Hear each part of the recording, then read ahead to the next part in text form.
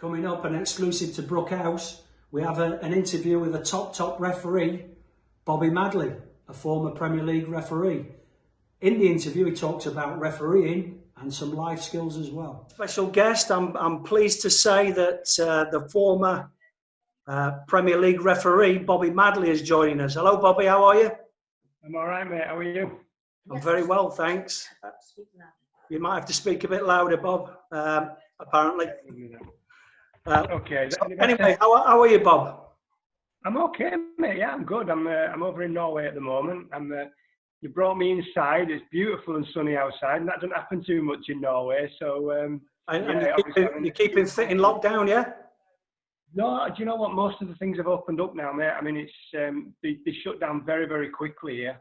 As soon as the cases started to come out, they locked down really quick.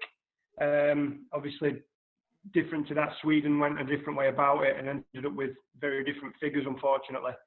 And as tragic as it is, and it is tragic, they've kept the numbers of, people who sadly passed away to around 250, which is an unbelievable effort. But as I said, it puts everything in perspective at the moment. It's still, one is too many. But yeah, life is starting to get back a little bit to normal here. But obviously, I still watch things that are going on in Britain and around the world, and I know some countries aren't quite as fortunate to be in that position. Yeah, well said, mate. Well, listen, I was looking at your bio closely earlier, and you started refereeing in 2001 in the Wakefield and District Leagues at age 16. Is that right? I did, yeah.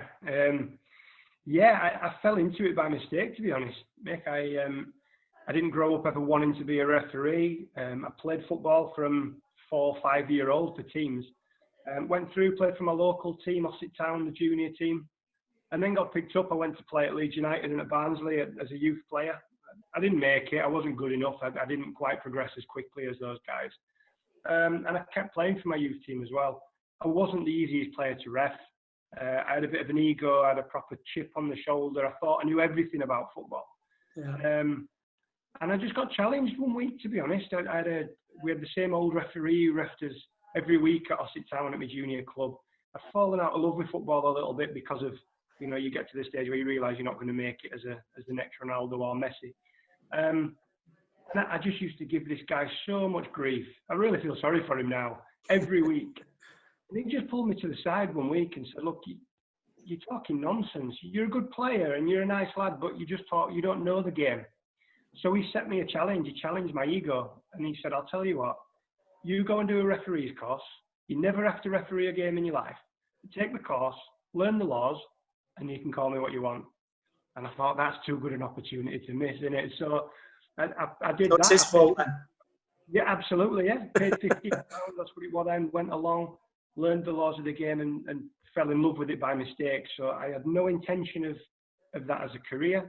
But that little old guy, if I can say thank you to him and, socially distance to shake his hand at some stage, then I'd love to be able to do that. Yeah, so what's interesting then, I suppose that you were thrust straight into men's football as well. Yeah. And I guess there is horror stories that you read occasionally, Bobby, about attacks on young referees, and certainly a lot of parents would be slightly perturbed by that. What would you say to them about becoming a young referee at 16? Yeah, look, I mean, you do need to have a little bit something different about you to do that. It's not just like walking onto a football pitch with a team. You are on your own as a referee. And okay, we can read about the dangers and the horror stories, as you've said, but I think we have to put that in perspective. I've gone through a career now. I'm 34 now. I started when I was 16. I've never once been under sort of I felt, threat of any kind of violence. And I've refereed probably over 2,000 games now. And it happens so infrequently. Yeah. There's a physical contact with the referee.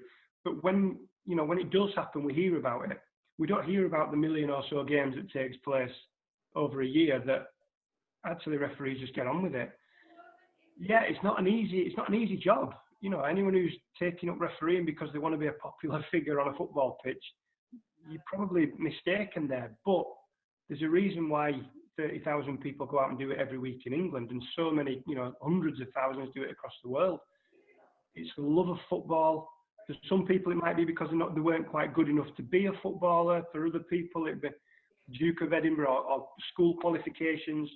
But there's a reason that people stay in it. And for me, it's just that absolute passion for the game and to be involved in the game. It's not a power trip. That's not what it's about. It helps you to communicate with people. What I would say for students listening, every job interview I've gone into, I've got that job. I've never failed a job interview as such. And basically, I've done that because I've backed it up with refereeing. Yeah. So when a university, for instance, when I went there, or when I took a job in education after that, when they ask a question about teamwork, yeah, I can do that. Can you leadership? Yeah, I lead a team. Can you make decisions under pressure? Absolutely, I do that every week. And that's just as a grassroots referee. That's not going out and refereeing at Manchester United and Chelsea. Yeah. You do that as a referee on a Saturday and a Sunday. So those life skills that you can gain as a referee can help you well outside of football as well, and can actually progress you. They build you as a person, they build your character as a person as well. It's not for everyone. Some people would do one game and say, no, not for me. But I think people would be surprised if they actually gave it a go. Yeah, I think them life skills are important for everybody, Bobby, and certainly looking at your referee, and I've been fortunate on many occasions to assess you and to watch you work, and certainly your man management skills shine through, and I think that's obviously something that you learn at an early age. Definitely. I mean, when you start refereeing open age football at 16, I had a slight benefit that I was tall. I was sort of 1.85 metre at that time. So I probably looked a little bit older than 16. I'd played football to a good standard as a youth player. I don't think that you have to have done that, but I do think it helps because, you'll then have an understanding of a player's thought process as well. And the fact I was 16 in open age football, so grassroots football, I was running up and down the pitch. I was fit. And, the guys who go out and referee week in, week out at those levels, some of these guys are 60-year-old. Now, they're fantastic that they go out and do that. It's brilliant that they do it. Yeah. But the clubs, I think, appreciated this 16-year-old who was 10 yards away from a penalty decision rather than, the guy who might be 30 yards away through no fault of his own. And that's not taking anything away from people who go out and week in, week out and do that. But, yeah, I think just throwing yourself into it a little bit, learn those skills, learn how to talk to people and not be arrogant. You have to be confident. And as you well know, mate, there's a very fine line there between being confident and being arrogant. Yeah. The moment a referee steps over that and becomes arrogant, you lose the respect of a lot of people. Yeah. And just talking about your family as well, Andy, your elder brother, who looks younger than you, I've got to tell you now. But, your older brother is a referee now in the Premier League, and he's had a fantastic breakthrough in the last couple of years. Similar story to yourself? Or did you follow him, or did he follow you? We did it together. I mean, basically, when I got challenged to do the referees course, nowadays the referees course around the world now will be very, hands-on, practical, go out onto the pitch, learn how to blow a whistle and whatever. When I did it, it wasn't like that. It was basically sit for 2 hours in a pub, read the laws of the game for 8 weeks, and then do an exam. No one ever taught you how to blow a whistle or anything. I basically took Andy along to this for company. Yeah. He had no intention of being a ref.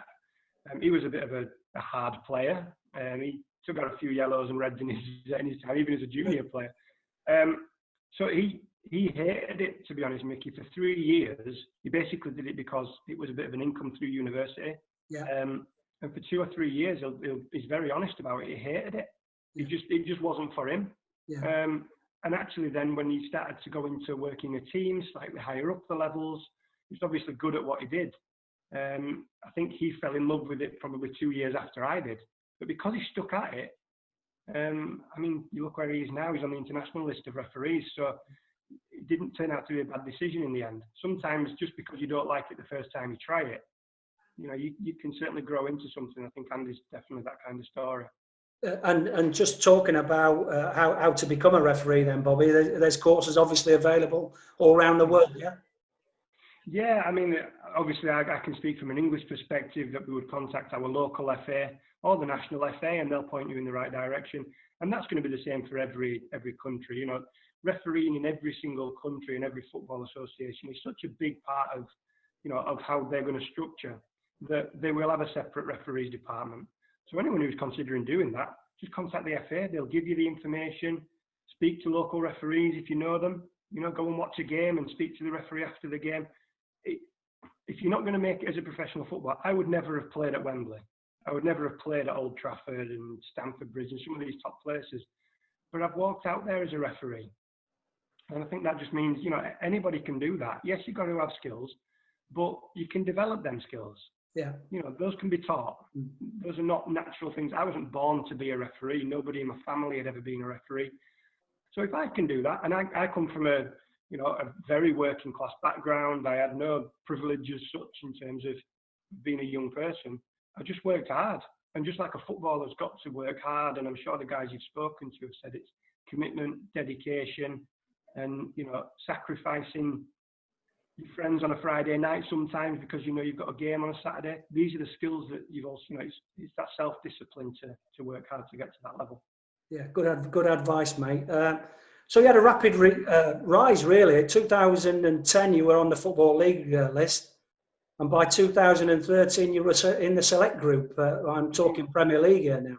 Yeah. I want to ask you about your debut in the Premier League. Can you remember it? Yeah, I've not slept since. I've only got the information here. Yeah, So I'd been an assistant referee actually for a season on the Premier League. So I started refereeing at 16, and at 23 I did my first game as a Premier League assistant. So it was quite quick. The season after I got promoted as a referee. So 24 suddenly I'm refereeing in the Football League in professional football. I did a couple of years there. It went well. I refereed well, and nobody had given any warning about you're going to get a Premier League game. So on the Monday when the fixture arrived on email, the Football League fixtures came through first, the Championship, League One, League Two. And I wasn't on them. And I was a bit disappointed, to be honest, because I thought, I fancied a game this week. And a bad report. and then the Premier League ones, the email came out a minute later. And I had a quick look down there, because sometimes you do fourth official appointments on the Premier League. I'd look at all the fourth official appointments, nothing. So I thought, I've got a free weekend. And suddenly my phone started going and people saying, brilliant, delighted for you, well done, you deserve it. I'm trying to work out what I deserve. Went back into the fixtures and saw that I'm refereeing Southampton against West Brom, my first Premier League game, which is a nerve-wracking moment. You know, as a young guy, you spend probably your whole childhood as a footballer dreaming of being on Match of the Day, dreaming of being on these top. And suddenly that thought terrifies you. You know, as a referee, if you're going to be on Match of the Day, don't make a mistake. You know, so I've gone. It's towards the end of the season. It's two teams that are mid-table. And April 2013, Bobby. Yeah. So the one thing you're thinking as a ref is don't make a big mistake and be last on the highlights, because everybody's gone to bed by then. So that'd be great. No controversy. And as it turned out, we had 3 red cards in the game, and the away team won 3-0, and it was first on Match of the Day. And I thought, I mean, the red cards turned out to be correct. And this is the perception. It actually wasn't that hard a game to ref. You know, it wasn't that bad a game. It was 2 incidents. One incident where there's 2 red cards, one incident where there's a tackle and it's a red. And I've always said you need ability to get to the Premier League, but you've got to have some luck as well. You've got to have some luck on the way, and you've got to grab that opportunity. Had it have been 0-0 and last on the highlights show, and you know, maybe I would have ended up on the Premier League the season after, but you never know. By getting 3 red cards right on your debut, I mean, that's not a bad job interview. So you need that luck, but you've got to grab that opportunity as well. Well, those types of incidents are called KMIs, as you well know, Bobby. And when you're assessing referees, these are the things that referees have to get right. You know, so like you said, could be sendings off, could be penalty appeals turned down or given. And you importantly got these right. So well done on that. Thank you. Can I just ask you about fitness? How important is it for a referee to be fit these days? It's huge. I mean, I used to, when I was teaching young referees when they were coming through, I used to try to work with them and say, look, don't referee to get fit. Do it the other way around. Get fit to referee, because every player that's on that football pitch, whether it's at Wembley or whether it's on the park, every player there, to them, it's their FA Cup final, it's their World Cup final, every game. So as a referee, and again, that doesn't matter whether it's adults or whether it's 8-year-olds, boys and girls, you owe it to those players to give the best performance that you can, to be in the best positions that you can be in, to make the correct decisions. You're not going to be perfect as a ref, but fitness is the one thing that's going to help you make those correct decisions. It gains respect. I can get a decision wrong from 10 metres away, and I will probably be believed more by the players at the time and get more respect for at least being there than I would for making the correct decision from 40 metres away. So it's a hugely important part. Obviously, as a professional referee, I'm 34 now. If I was to go back onto the Premier League now, I'd still be the youngest referee on that list. Yeah. Again, it's not like professional football, where as 18 you're in the first team. You have to earn that through experience as a ref. So when the referees on the Premier League are 45, 46, 47 years old, and they're trying to keep up with professional players who are 20, 21, 22, that's tough. Yeah. And you've got to be fit then. So you've got to train every day. You've got to train as much as the players. And there are no excuses, because there are 30 cameras on a Premier League game that will catch you out if you get one wrong. So you've got to give yourself the best opportunity that you can to be in the right position to get it right. And that's all through fitness. And obviously, the fitter you are, the better you are. I mean, listen, I always talk about Michael Oliver. As a referee, he's probably the fittest on the thing. He's the quickest. Yeah. And because of his fitness, and he is so quick, he does get in the positions to make the right decisions. So it obviously helps. Absolutely, yeah. Come on, in VAR, yes or no? I like it. I'll be honest. As a referee, I'm probably in two different camps, actually. As a referee, look, I've just said the idea of refereeing is to be perfect. That's not always going to happen. So the main thing we can do is get the big decisions right that can change a game. People think that a referee turn up at 5-3 on a Saturday afternoon, ref a game, upset everybody, drive home and don't care. And that couldn't be further from the truth, Mickey. Yeah. It hurts. It really hurts when you make a mistake. So I don't want to make that decision that changes the result, that ends up being a mistake on my part. So VAR is there as a safety net. It's there that says, you've made a mistake, but you know what? You've got the opportunity to change it. 50 years ago, fine, people would accept it. But now, everybody in the stadium has Twitter. Everybody in the stadium is on Instagram. So they know within 5 seconds whether that decision is right or wrong. So how crazy would it be to have 75,000 people at Old Trafford knowing that you're wrong, and the only person who doesn't know it is the referee? Yeah. So as a ref, I think it's a good safety net to be able to change those really big decisions. As a fan, I'm a bit of a purist. I love football, and I love the conversations that you can have and the debates and the falling out, and I love that. So players make mistakes. Why can't referees make mistakes? So as a fan, I would rather just see that Sergio Aguero moment in the last minute. He scores the winner, and then it wins the league.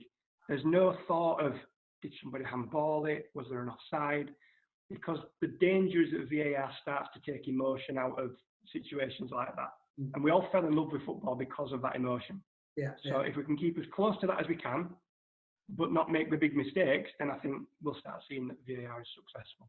Yeah, and I guess similarly to that, goal line technology is, you referees love it, don't you? Because there's always appeals when the ball hits the line, and all you've got to do is point at your watch, and it appeases players and supporters all in the stadium. Yeah, I think so. I think that the one thing we need to get right that maybe we haven't quite got right yet is, I think the frustration with VAR, Mickey, comes from the people don't quite know what's happening. The referee's having a conversation with somebody in London, certainly in England. Yeah. If that conversation was played on television, I think people would understand. And it's the same as, if you're talking in a school environment, if you're sitting in a room and you write down an answer and the teacher comes past and says, that's wrong, but never tells you why it's wrong, that's going to frustrate you.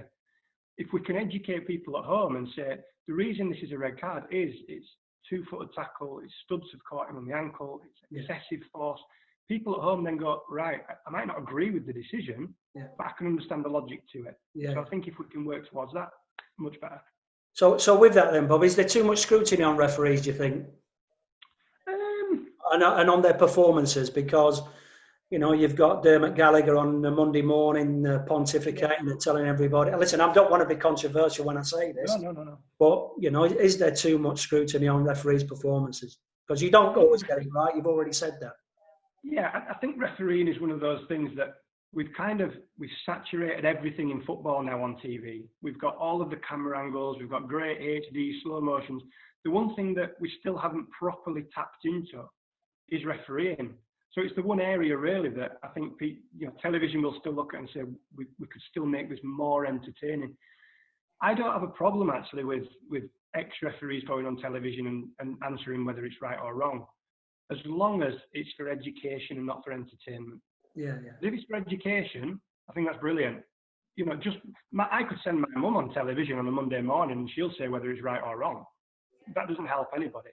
Yeah. We can say why it's right, why it's wrong, because the danger that we have by just putting referees there to be shot at is young guys who are watching this will go, I don't want to do that. You know, let's give a reason. If it's wrong, let's accept it's wrong and explain why.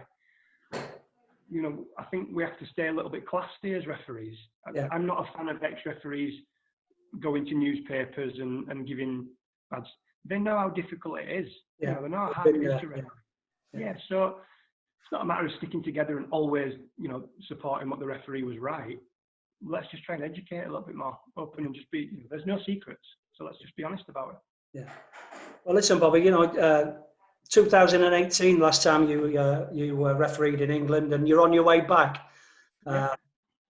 Sadly, not straight into the Premier League. You're doing the first and second divisions next year, and me for one, I'm absolutely delighted that you are, mate. You're a good referee. I've always said it. You do make mistakes, and I've told you that as well. But you did make a mistake on social media, and I don't really want to go into the whys and the war things about it. But I just want to briefly touch on this, Bobby, because I think it's an important point for all the students that are tuning into this, that if you're going to be a young professional footballer or you're going to go in for a job interview at 18, 19, some of the things that you put on social media when you're 13, 14, 15 and you think they're clever and they're funny, may just come back and bite you on the backside, because I know at clubs now, they're employing, particularly the top clubs, they're employing people to look through social media posts of potential players that they're going to sign from years back. You know, so it's a warning for everybody. Yeah, would you agree with that, or what's absolutely on that, mate? No, absolutely. I think your point is fair, and obviously you've discussed my point. And I think what I would say is maybe even, you know, go further than that. Go further than social media, because social media is a brilliant thing. It's a brilliant tool, but it can be so dangerous. And when I give presentations to young referees, to young players, or people who want to be referees, I have a few pictures in there that people have actually tweeted out, just screenshots that people have tweeted out. Some of them are horrendous.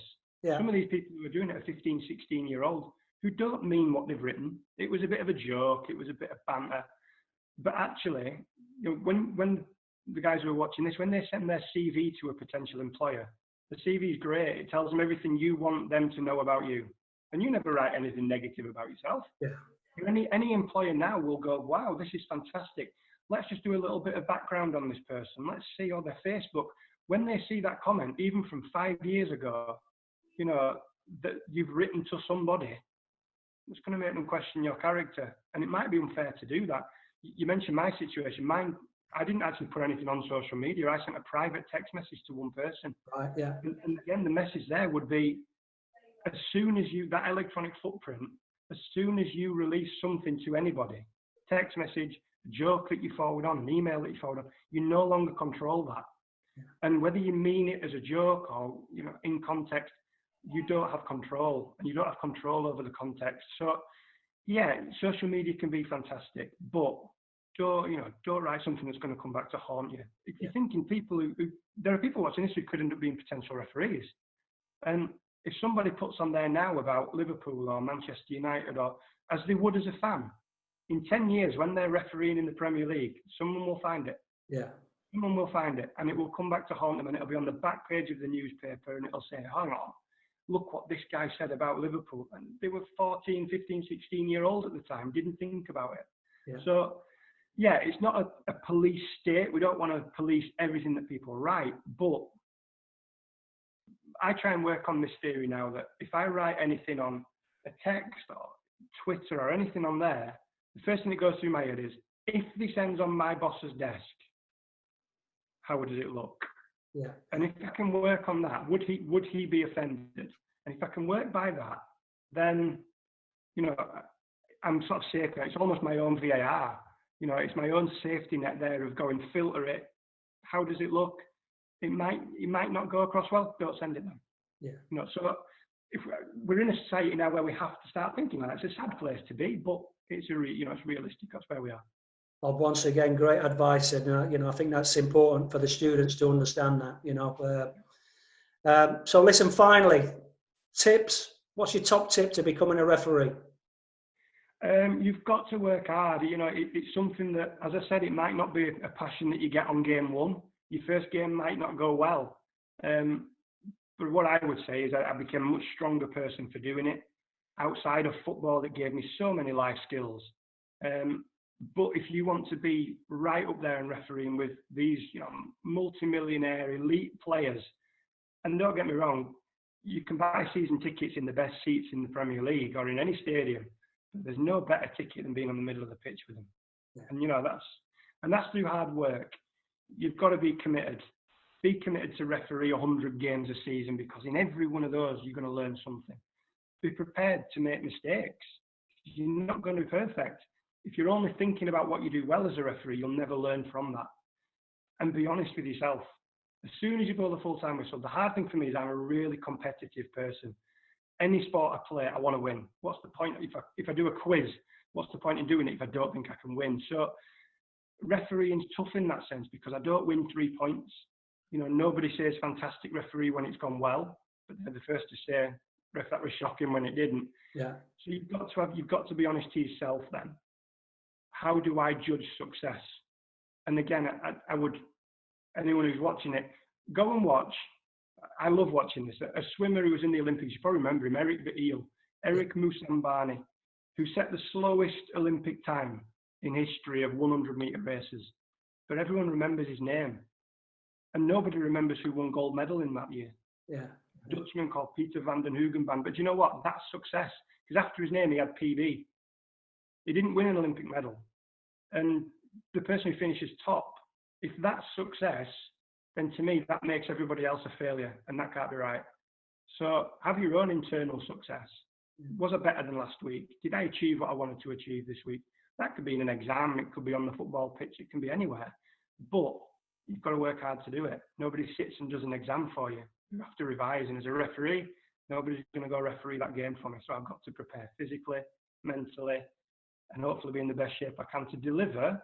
As I said, it's everybody's World Cup final when you referee, when they're playing that game. So to me, every game is my World Cup final. And if I can go with that attitude, then I know I'm going to give the best I can. Might not be perfect, but I know I'll walk off thinking I gave everything today. Well, Bob, listen, I won't take much more of your time. I want to thank you on behalf of Brookhouse. Please, if you're ever in the Market Harborough area, if you want to come and see the students, or I'm sure they'd love to meet you and to